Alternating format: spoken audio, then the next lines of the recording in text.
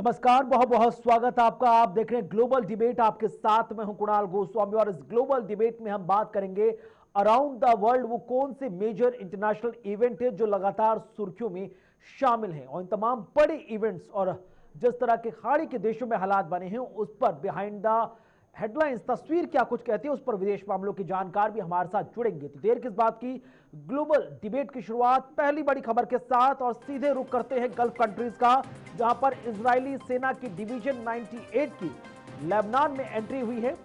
दक्षिणी लेबनान में पड़े सैन्य आक्रमण का अब ये डिवीजन 98 नेतृत्व करती नजर आएगी। आपको बता दें कि डिवीजन 98 शक्तिशाली और प्रशिक्षित सैन्य इकाइयों का ग्रुप कहा जाता है। इससे पहले डिवीजन 98 तब सुर्खियों में आया था जब उसने हमास की कमर खान यूनिस में तोड़ दी थी।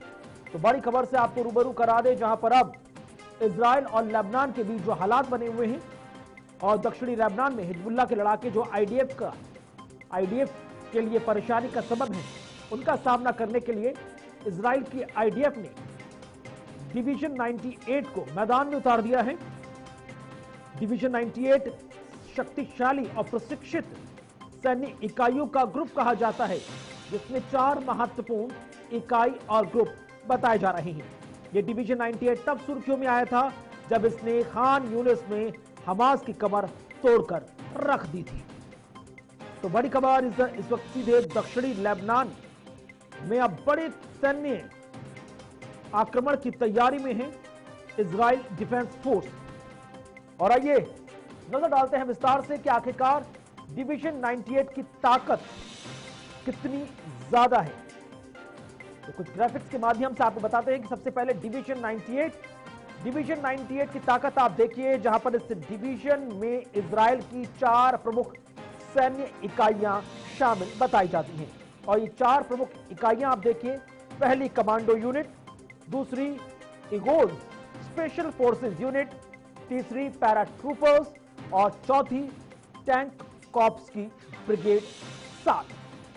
तो 4 बड़ी ये इकाइयों का ग्रुप कहा जाता है, जिसे कुल मिलाकर एक कंपाइल रूप में डिवीजन 98 कहा जाता है। और इससे पहले एक एक करके हम इन तमाम यूनिट्स को डिस्क्राइब करें, डिटेल में समझें। सबसे पहले एक स्टेटमेंट ले लेते हैं। हमारे साथ रक्षा विशेषज्ञ ग्रुप कैप्टन यूके देवनाथ जी जुड़ रहे हैं। बहुत बहुत स्वागत सर, बहुत बहुत शुक्रिया। समझने का प्रयास करेंगे कि अब लेबनान में जो आईडीएफ की जो सेना है उसने डिवीजन 98 को मैदान में उतारने का पूरा प्लान कर लिया है। और डिवीजन 98 को जब हम देखते हैं ऊपरी तौर पर, तो ये 4 महत्वपूर्ण शक्तिशाली प्रशिक्षित सैन्य इकाइयों का ग्रुप कहा जाता है। अब आईडीएफ की तरफ से डिवीजन 98 को फ्रंट फुट पर उतार देना, इस पूरी खबर को आप कैसे देखते हैं? उसके बाद एक एक करके समझेंगे कि ये चारों जो इकाइयां हैं सेंटर से क्या कुछ कहते हैं सर। जी हाँ कुणाल, डिवीजन 98 जो है इजरायली डिफेंस फोर्स का क्रैक कंबाइंड आर्म्स यूनिट है। ये समझना पड़ेगा कि आमतौर पे एक डिवीजन में करीबन 10,000 ट्रुप्स होते हैं। एक डिवीजन में करीबन 3 ब्रिगेड होती है, हर ब्रिगेड में 3-3 हजार ट्रुप्स होते हैं। एक डिवीजन में जो ब्रिगेड होती है, एक एक ब्रिगेड में आमतौर पर 3-3 बटालियन होती है, हर बटालियन में 1,000 ट्रुप्स होते हैं। लेकिन डिवीजन 98 की खास बात यह है कि इनका अपना इंटीग्रेटेड आर्टिलरी रेजिमेंट इनके साथ है, इंटीग्रेटेड टैंक ब्रिगेड इनके साथ है। यानी जब युद्ध होता है तो अगर डिवीजन 98 का जो डिव कमांडर है, डिविजनल कमांडर है, जो कि आमतौर पे मेजर जनरल रंग के पदाधिकारी होते हैं, वो उनको और किसी से आर्टिलरी फायर या और किसी से टैंक सपोर्ट मांगने की जरूरत नहीं पड़ती। वो युद्ध भूमि में अपने ही कमांड एंड कंट्रोल में जो टैंक यूनिट है या आर्टिलरी यूनिट है उसके साथ आगे बढ़ जाते हैं। एक खास बात यह कि इनके जो पैरा कमांडोज हैं वो सुपर पैरा कमांडोज हैं। ठीक है। उनको हमेशा से ट्रेन किया जाता है कि युद्ध भूमि में वो जमीन पर, जमीन के ऊपर और सबसे बड़ी बात है जमीन के नीचे और पानी के नीचे भी वो अपनी कमांडो कार्रवाई करने में उस्ताद होते हैं। एक एक जो कमांडो है उसको ट्रेनिंग दी जाती है कि युद्ध भूमि में अगर जरूरत पड़े तो वो किस तरह से दुश्मन के जो आईईडी होते हैं, इम्प्रोवाइज्ड एक्सप्लोसिव डिवाइस, उसको न्यूट्रलाइज करे। तो जो कि बहुत, जैसे हिजबुल्लाह के साथ जब युद्ध होगा, हिजबुल्लाह सब जगह पर बूबी ट्रैप्स बनाएगी। तो इन बूबी ट्रैप से क्या होता है कि जब इजराइल की फोर्सेस आगे बढ़ेंगी, वो अनअपेक्षित वजह से कहीं से भी फट सकती है। ठीक है। आपने एक ईंट के ऊपर पत्थर रखा, बूबी ट्रैप फट सकता है। आपने एक दरवाजे को खोला, आईईडी जो है वो फट सकता है। तो इन कमांडोज को ट्रेनिंग दी जाती है कि इन बूबी ट्रैप्स को कैसे दूर से ही पहचान लिया जाए, न्यूट्रलाइज कर लिया जाए, और उसके बाद मेन जो इन्फेंट्री है उसको असॉल्ट के लिए आगे बुलाया जाए। जी। अब इससे पहले डिवीजन 98 तब सुर्खियों में आया था सर, आपको याद होगा कि खान यूनिस में किस तरह से इसने हमास की कमर तोड़ के रख दी थी। तो अब जब ये डिवीजन 98 पूरे आईडीएफ का लेबनान में नेतृत्व करता हुआ नजर आएगा, आपको लग रहा है कि आने वाले दिनों में जो हमास और हिजबुल्लाह के बीच जो हालात हैं या गाजा की स्थिति है, वो पूरी तरह से ट्विस्ट एंड टर्न्स होने वाली है? जी हाँ, आने वाले दिनों में नेतन्याहू को बहुत बड़े बड़े 2 डिसीजन लेने हैं। एक तो है क्या वो ईरान पर हमला करें। ठीक है। फिलहाल ऐसा लगता है कि अमेरिका ने शायद नेतन्याहू को थोड़ा सा समझा दिया है कि अगले 24 घंटे, 48 घंटे, 72 घंटे में वो ईरान पर ना हमला करे। दूसरा डिसीजन नेतन्याहू को ये लेना है कि क्या आईडीएफ की जो फॉरवर्ड एचेलॉन है वो ब्लू लाइन से अब लिटानी नदी तक तो आ चुकी है। लिटानी नदी जो है ब्लू लाइन के करीबन 30 किलोमीटर उत्तर में है। तो अब क्या आईडीएफ लिटानी रिवर को क्रॉस करके आगे बढ़े? इसकी तैयारी में नेतन्याहू ने पहले से ही वहां 3-3 क्रैक डिविजन्स को तैनात किया हुआ है, जिसमें अब हम डिवीजन 98 का भी नाम सुन रहे हैं। एक डिवीजन तो एक्सेस ऑफ एडवांस में बढ़ेगी, अगर नेतन्याहू का हुक्म आए, एक्सेस ऑफ एडवांस में आगे बढ़ेगी बेरूत की तरफ। एक दूसरी डिवीजन जो है वो एक्सेस ऑफ एडवांस में आगे बढ़ेगी लेबनान में बेका वैली की तरफ, क्योंकि बेका वैली में हिजबुल्लाह के बहुत बड़े बड़े ठिकाने हैं। इसी तरह से एक डिवीजन जो है वो पूरब में सीरिया बॉर्डर के साथ गोलान हाइट के तरफ बढ़ेगी, ताकि सीरिया से जो हथियार, ईरानी हथियार जो कि सीरिया तक आ जाते हैं और फिर सीरिया से लेबनान में हिजबुल्लाह के पास पहुंचते हैं, उन पर रोक लगाई जाए। तो इसमें डिवीजन 98 का बहुत बड़ा रोल होगा। मेरा आकलन है कि डिवीजन 98 को लेबनान की तरफ अग्रसर किया जाएगा, क्योंकि हिजबुल्लाह के जो असली जो कमांड एंड कंट्रोल सेंटर हैं, अस्त्र शस्त्र के भंडार हैं, वो लेबनान वैली में डिप्लॉयड हैं। ठीक है। अब आईडीएफ का जो अगला कदम है कि भाई डिवीजन 98 को मैदान में उतार दिया है, अब डिवीजन 98 किस तरह से काम करेगी? क्योंकि सर आपने एक बहुत लंबा सफर भारतीय सेना के साथ तय किया है, आपने बहुत ज्यादा ऐसे ऑपरेशन को करीब से देखा है, उनका आप पार्ट रहे। हम चाहेंगे कि एक एक करके जो 4 मेगा सेंटर्स की हम बात कर रहे हैं डिवीजन 98 की, एक एक करके हम तमाम दर्शकों के साथ जानकारी साझा करें, फिर आप उन पर अपनी जो टिप्पणी है, आपका नजरिया देते जाए। सबसे पहले हम बात करने जा रहे हैं कमांडो यूनिट की। सबसे पहले ग्राफिक्स दिखाया जाए कि कमांडो यूनिट की विशेषताएं क्या कुछ कहती हैं। तो कमांडो यूनिट की विशेषता यह है कि कमांडो यूनिट आईडीएफ की सबसे खतरनाक और प्रभावी यूनिट्स में से एक है। दूसरी महत्वपूर्ण चीज, इसे दुश्मन की सीमा के अंदर और गुप्त जटिल ऑपरेशंस के लिए जाना जाता है। यानी मुख्य रूप से ये टोटल गुप्त और जटिल ऑपरेशंस को अंजाम देने के लिए सुर्खियों में रही है। ये अगली चीज ये है कि विशेष रूप से तेजी से और सटीकता के साथ ऑपरेशन करने के लिए प्रशिक्षित है, यानी कि फुल्ली ट्रेंड है। इसके अलावा ये दुश्मन के बुनियादी ढांचे और उसकी लीडरशिप को गंभीर नुकसान पहुंचाने में भी ये सक्षम है। बड़ी बात, इसकी भूमिका गुप्त मिशंस और आतंकवादी ठिकानों पर आक्रमण में सामने आती है। तो आखिरकार कमांडो यूनिट की लगातार हम बात कर रहे थे, उसके बड़े फीचर्स क्या कुछ कहते हैं वो आपने देखा। Group captain UK Devnath sir, अब आप समझाइए जरा। अब हम कमांडो यूनिट के जब हम डिटेल में डिस्कशन कर रहे हैं तो ये तमाम चीजें निकलकर सामने आई हैं। कितना अहम रोल है ना डिवीजन 98 में कमांडो यूनिट?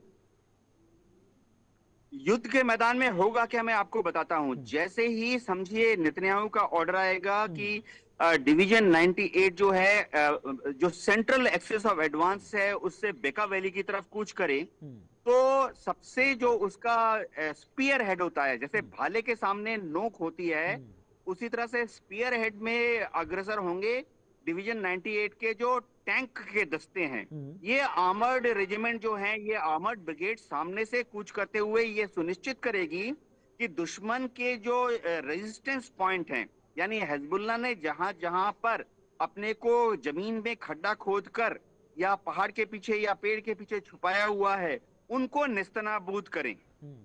अब देखना ये पड़ेगा कि देखिए, जब टैंक के फॉर्मेशन अग्रसर होते हैं तो अंदर जो टैंक कमांडर है, क्योंकि वो टैंक के अंदर है, उसको कमांडर को और जो गनर है उसको टैंक के अंदर से बाहर पूरा युद्ध भूमि का 360 डिग्री अवलोकन नहीं होता। वो सिर्फ सामने थोड़े देर तक अपनी दूरबीन से देख सकता है, पेरिस्कोप बोलते हैं।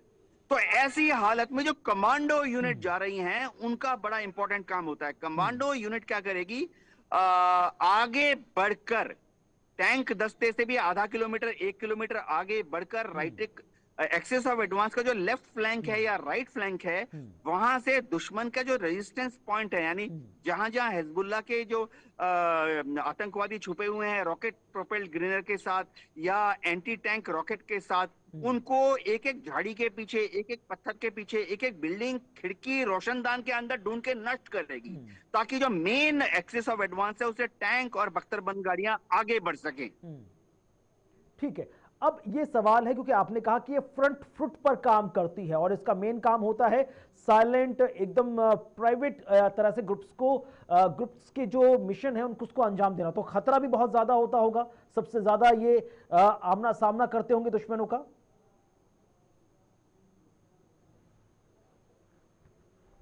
जी हाँ, ये युद्ध भूमि में क्या होता है, जब जैसे ये टैंक है, आर्टिलरी है, ये इन्फेंट्री के साथ एक लिटानी रिवर के पास हम फौजी भाषा में बोलते हैं firm up, FUP, firm up base से लॉन्च होंगे। वहां फर्म अप बेस में 2-3 चीजें करते हैं, क्योंकि वो बेस है चढ़ाई के लिए, हमले के लिए। वहां पर एक तो मेडिकल यूनिट तैयार की जाती है, वहां पे लॉजिस्टिक्स यूनिट, यानी इतने 30,000 जवानों का राशन, कपड़ा, दाल, चावल, पीने का पानी लेके फार्म अप बेस पे तैयार रहती है। ठीक है। अब जब अटैक चालू होता है तो अटैक आस्ते आस्ते, समझिए 1 घंटे में 1 किलोमीटर आगे जाता है या 1 दिन में 20 किलोमीटर आगे अग्रसर होता है। इस दौरान जो टैंक फॉर्मेशन है वो लीड करती है। ठीक है। उनका काम, जो टैंक की मेन गन होती है उसका काम है कि अगर समझिए दुश्मन एक पिल बॉक्स के अंदर है या एक बंकर के पीछे छुपा हुआ है, तो टैंक का जो कमांडर है दुश्मन के पिल बॉक्स को या दुश्मन के बंकर को अपनी जो मेन गन है, इजराइल के पास मकरवा टैंक है जो कि बहुत ही हाईली सक्सेसफुल टैंक है।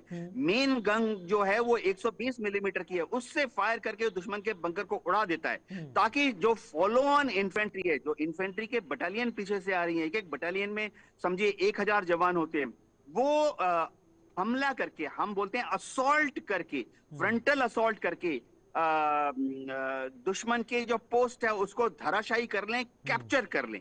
तो इस तरह से क्या होता है, युद्ध भूमि में एक एक करके दुश्मन का जो रेजिस्टेंस है, यानी हिजबुल्लाह के आतंकवादी जहां छुपे हैं 1 किलोमीटर दूर, उनको धराशायी करो, फिर आगे बढ़ो 3 किलोमीटर दूर, फिर से हिजबुल्लाह के आतंकवादी छुपे हुए नाले के अंदर, उनको धराशायी करो, फिर आगे बढ़ो। इस तरह से युद्ध भूमि में एक एक करके, एक एक ऑब्स्टेकल को क्रॉस करके आगे बढ़ा जाता है।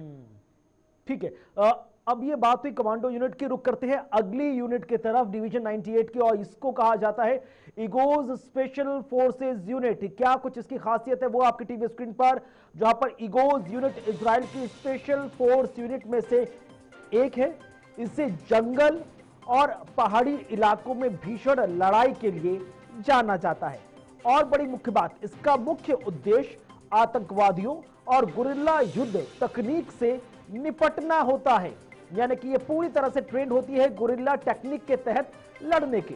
अगली बड़ी बात, ये हिजबुल्लाह जैसे आतंकवादी संगठनों से लड़ने के लिए प्रशिक्षित है, ट्रेंड है। इसे तेज हमले, रक्षात्मक युद्ध और जटिल वातावरण में ऑपरेशन करने की क्षमता भी इसमें पाई जाती है।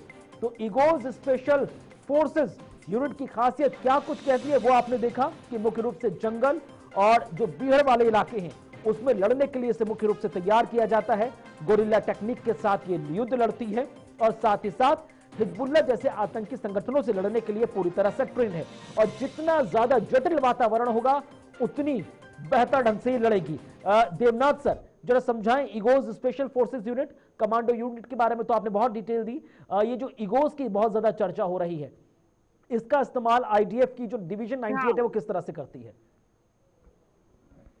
जी हाँ, ये ईगो स्पेशल फोर्सेस जो हैं, इसमें इजराइल की आईडीएफ उनके जो कमांडो यूनिट हैं, पैरा कमांडो यूनिट हैं, उससे भी सिलेक्टेड छोटी सी यूनिट बनाई जाती है। ठीक है। हर यूनिट में आमतौर पर 15 से 18 होते हैं एक दस्ते में, और इनको एनिमी लाइन के पीछे इंडक्ट किया जाता है। ठीक है। यानी अगर आप मेन फोर्स आगे बढ़ रही है, एक डिवीजन बोला तो 10,000 लोग आगे बढ़ रहे हैं, और सामने आपको लगता है कि एनिमी रेजिस्टेंस कर रहा है, हिजबुल्लाह के जो लड़ाके हैं उन्होंने सामने अच्छी तरह से डगअप पर डिफेंसेस बनाए हुए हैं, तो ईगोज स्पेशल फोर्सेस को या तो रात के अंधेरे में या हेलीकॉप्टर्स की मदद से दुश्मन का जो डिफेंसिव लाइन है, यानी हिजबुल्लाह के पीछे, हिजबुल्लाह के पीठ के पीछे इंडक्ट किया जाता है।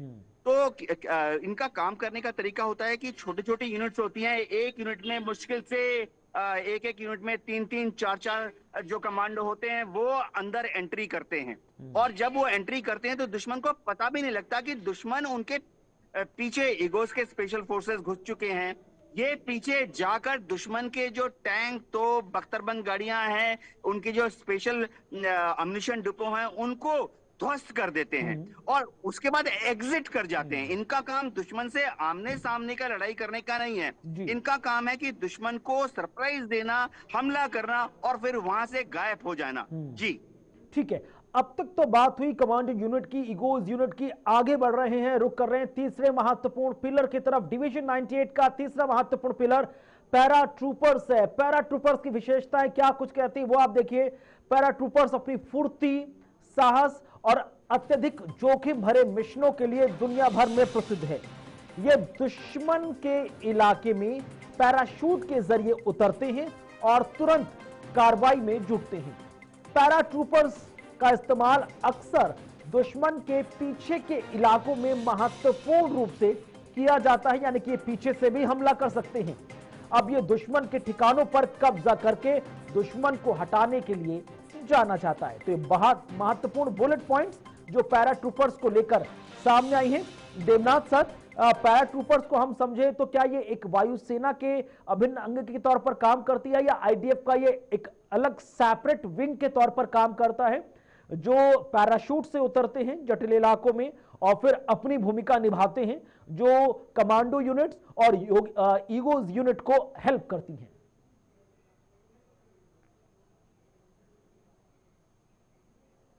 जो युद्ध भूमि में क्या होता है कि जब आपको इंग्रेस करना पड़ता है तो ऑब्वियसली दुश्मन कुछ फिजिकल ऑब्स्ट्रक्शन बनाएगा। ठीक है। ऑब्स्ट्रक्शन जो है खड्डे हो सकते हैं, खाइयां हो सकती हैं, एक नेचुरल नाला हो सकता है।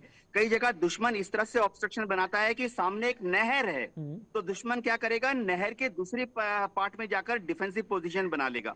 अब जब आगे बढ़ रहे हैं तो आप आगे नहीं बढ़ पा रहे क्योंकि दुश्मन की जो डिफेंसिव फोर्सेस हैं वो बहुत ही मजबूती से नहर की दूसरी तरफ बैठे हैं। तो ऐसी हालत में हम क्या करते हैं कि हेलीकॉप्टर या हवाई जहाज से हमारे पैरा कमांडोज को इंडक्ट करते हैं, जो कि दुश्मन के डिफेंसिव पोजीशन से 50 किलोमीटर या 100 किलोमीटर पीछे जाकर उसके जो कमांड एंड कंट्रोल सेंटर हैं उनको युद्ध भूमि में परेशान करते हैं, सरप्राइज कर देते हैं। अगर आप 1971 वॉर की याद करो तो बांग्लादेश में इसी तरह से इंडियन आर्मी ने टंगाइल के युद्ध में हमने हमारे हेलीबॉर्न और हमने हमारे हेलीकॉप्टर से, और उस जमाने में डकोटा ट्रांसपोर्ट विमान थे, उससे हमने हमारे पैरा कमांडोज को टंगाइल के युद्ध में नदी के उस तरफ दुश्मन के 50 किलोमीटर पीछे उतार दिया था।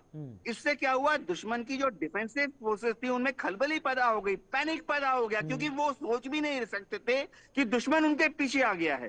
तो पैरा कमांडोज का इस तरह से जब दुश्मन के पीछे उतार के शॉक एंड ऑव इफेक्ट पैदा किया जाता है, उससे आमतौर पर दुश्मन का मनोबल टूट जाता है और वो पीछे की तरफ भागने के लिए बाध्य हो जाता है।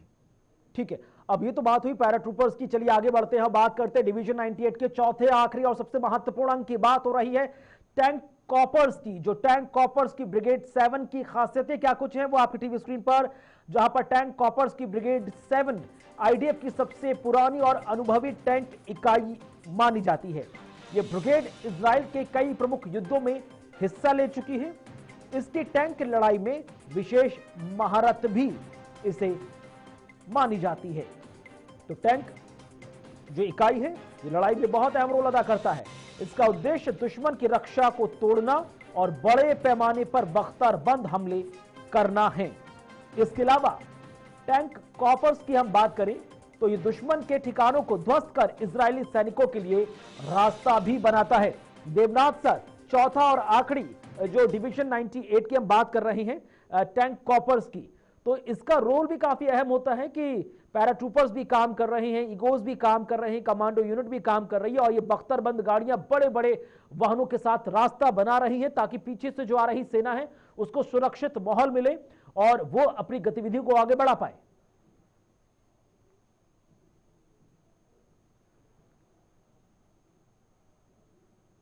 किसी भी युद्ध में टैंक फॉर्मेशन जो होते हैं, चाहे वो टैंक की रेजिमेंट हो, चाहे वो टैंक की कोर हो, इनका सबसे बड़ा काम ये है कि अगर दुश्मन ने कहीं पे हम बोलते हैं फौजी भाषा में डग इन हील, यानी दुश्मन जो है खाई में डिफेंसिव पोजीशन में जम गया है, बंकर्स में छुप गया है, पिल बॉक्सेस के पीछे डिफेंसिव पोजीशन में, पिल बॉक्सेस बोला तो कंक्रीट के बंकर बना लिए जाते हैं जिनकी की मोटाई 1 फुट 2 फीट होती है और नॉर्मल जो हथगोले हुए हैं, नॉर्मल जो आरपीजी हैं, उसका फर्क नहीं पड़ता।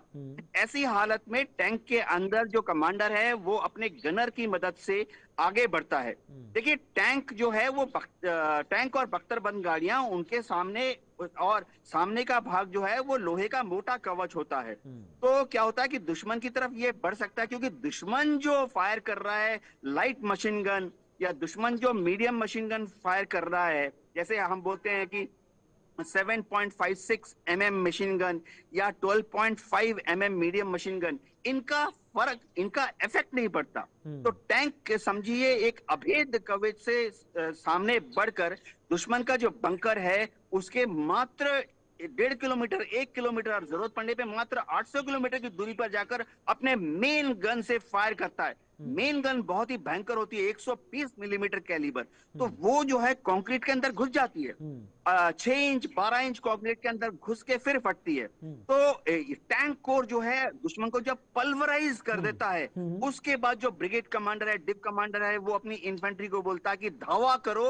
और दुश्मन के रेजिस्टेंस के ऊपर न्यूट्रलाइज करते हुए आगे जाकर 2-3 किलोमीटर आगे बढ़कर फिर से एक नया FUP यानी फॉर्म ऑफ बेस बनाओ। जी चलिए, बहुत बहुत शुक्रिया देवनाथ सर हमारे साथ ग्लोबल डिबेट में शामिल होने के लिए। और हम जब डिवीजन 98 की बात कर रहे हैं तो कमांडो यूनिट्स के साथ साथ ईगोज यूनिट, पैरा ट्रूपर्स और साथ ही साथ जो टैंक कॉपर्स की हम बात करें उस पर विस्तार से तमाम दर्शकों तक ही समझाने के लिए, और ये भी इससे एक समझ के निकल कर आया कि आने वाले वक्त में जब दक्षिणी लेबनान में IDF का नेतृत्व डिवीजन 98 करता हुआ नजर आएगा तो फिर हिजबुल्लाह के लड़ाके किस तरह से जो पनाह मांगते नजर आएंगे। बहरहाल इसी के साथ हमारे ग्लोबल डिबेट में आज बस इतना ही। वक्त छोटे से ब्रेक का, खबरें आगे जारी है।